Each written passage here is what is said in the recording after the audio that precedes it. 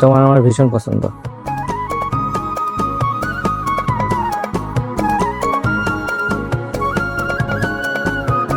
তার মানে রাজি? না, রাজি না? এই আংটি দিয়ে প্রপোজ করতে তো রাজি হব না। যেই দিন নিজের আর্নিং দিয়ে আংটি কিনে আমাকে প্রপোজ করবেন, সেই দিন আমি রাজি হব। দিলাম সময়।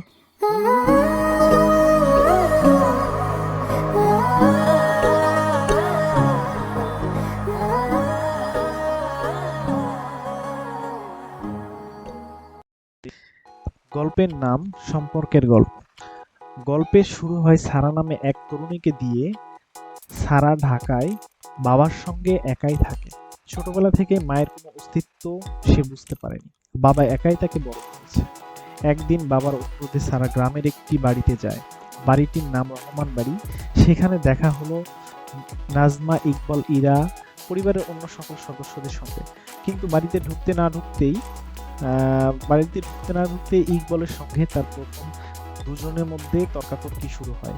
ইকবল সারার ব্যাগ নিতে চায় না, আর সারা তাকে বাড়ির কাজের লোক ভেবে ভুল করায় দুজনের মধ্যে কাটাকাটি শুরু হয়।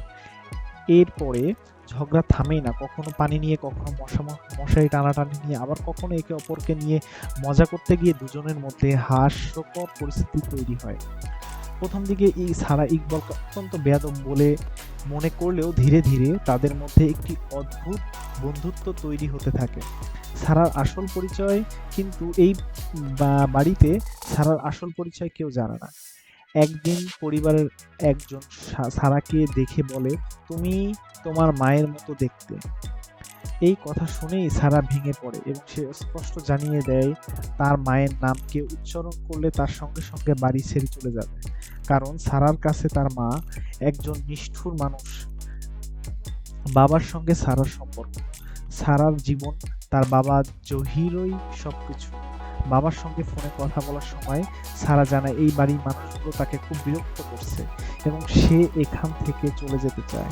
কিন্তু বাবা তাকে বোঝান, সমস্যা থেকে পালিয়ে যেও না, রাগে মাথার সিদ্ধান্ত নিও না। বাবা আবারও বলেন, অতীতকে আঁকড়ে ধরে থাকলে মানুষ সামনে এগোতে পারে না। কিন্তু সারা পাল্টা বলে, অতীত ভুলে গেলে সে নিজের জীবন নিজেকেই হারিয়ে ফেলবে। ইকবলের পরিবারের ভালোবাসা। দিন যেতে যেতে সারার প্রতি পরিবারের সদস্যের ভালোবাসা বাড়তে থাকে।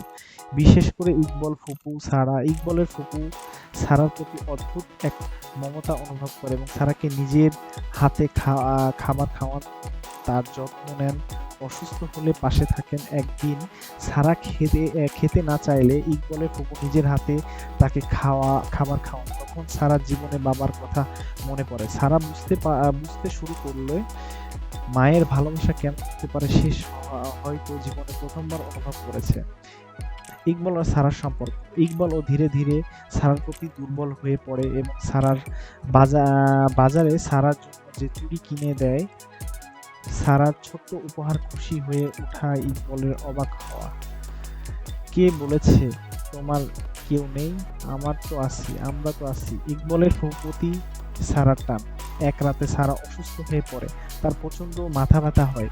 ইকবলের ফুপু ফুপু সারার পাশে বসে সারা রাত তার মাথায় হাত বুলিয়ে দেন এবং যত্ন নেন। সারা অবাক হয়ে যায়, কারণ এটি মানুষ তাকে প্রায় চেনেই না, অথচ তার প্রতি মায়া মমতা দেখাচ্ছে। সারা তখন তাকে জিজ্ঞাসা করেন, আমি কি আপনাকে খালা বলে ডাকতে পারি? এই ছোট্ট কথাটি তাদের সম্পর্কের গভীরতা আরো বাড়িয়ে দেয়। আসল সত্য প্রকাশ। গল্পের সবচেয়ে বড় রহস্য তখনও যা সবার অজানা। একদিন সারার বাবা পুরনো একটি ছবি দেখিয়ে সারাকে পরিবারের সদস্যদের পরিচয় দিতে থাকে। হঠাৎ সারার চোখে পানি। বলে ফুপুর ছবির দিকে। বাবা বলেন, ও তোমার মায়ের বোন। সারা অবাক হয়ে যায় এবং তারপর আবারও বড় সত্য প্রকাশ করে, ইকবলের ফুপুই আসলে সারার মা। সারা এতদিন যাকে নিজের মায়ের অস্তিত্বহীন একজন মানুষ হিসেবে মনে করত, সেই নারী তার সামনে ছিল, অথচ 22 বছর ধরে মা মেয়ে একে অপরকে চিনতেই পারেনি। 22 বছর আগে ভয়ঙ্কর সত্য। অতঃপর জানা যায় সারার বাবা জহির আর সারার মা ভালোবেসে বিয়ে করেছিল, কিন্তু সারার মায়ের পরিবার এই বিয়ে মেনে নেয়নি।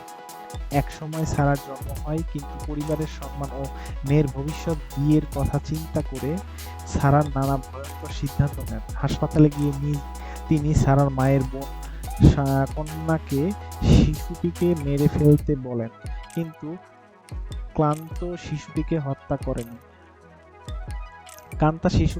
করেনি, বরং সারাকে বাঁচিয়ে রাখে। অতঃপর সারার মা একটি চিঠি লিখে বিশ্বাস করানো হয় যে জহির তাকে আর চায় না।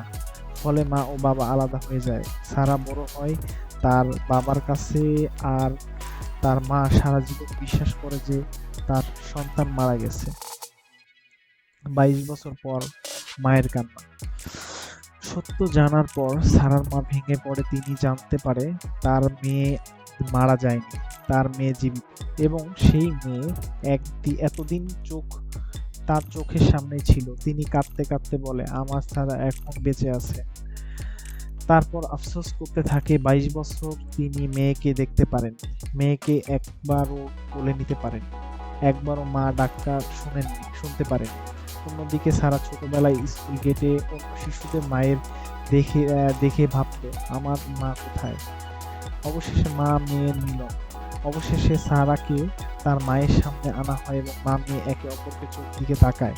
সারা বলে, আমি আপনার চোখের দিকে তাকিয়ে বুঝতে পেরেছি আপনি আমার মা। কিন্তু তারপর সারা মনে হয়েছিল এই মানুষটি সে যেন অনেক আগে থেকেই চেনে। নিজের আর্নিং দিয়ে আংটি কিনে আমাকে প্রপোজ করবেন, সেই দিন আমি রাজি হব। দিলাম সময়।